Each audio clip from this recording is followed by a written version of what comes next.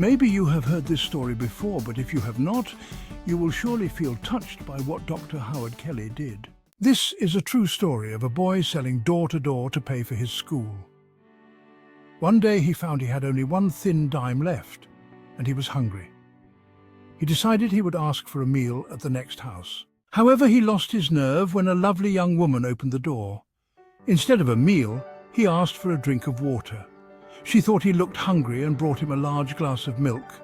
He drank it slowly and then asked, "How much do I owe you?" "You don't owe me anything," she replied. "Mother has taught us never to accept pay for kindness," he said. "Then I thank you from my heart." As he left the house, he felt physically stronger, and his faith in God and man was renewed. He had been ready to give up and quit. Many years later, that same young woman became critically ill. The local doctors were baffled and finally sent her to the big city, where specialists were called in to study her rare disease. Dr. Howard Kelly was called in for the consultation.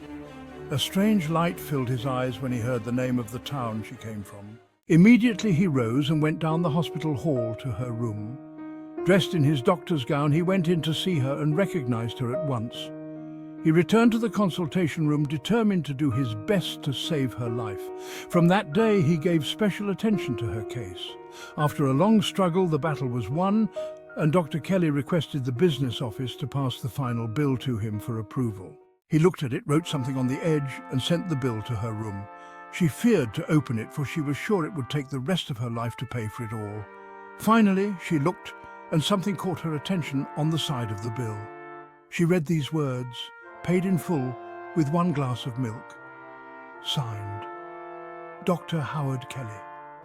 Tears of joy flooded her eyes as her happy heart prayed, "Thank you, God, that your love has spread broad through human hearts and hands."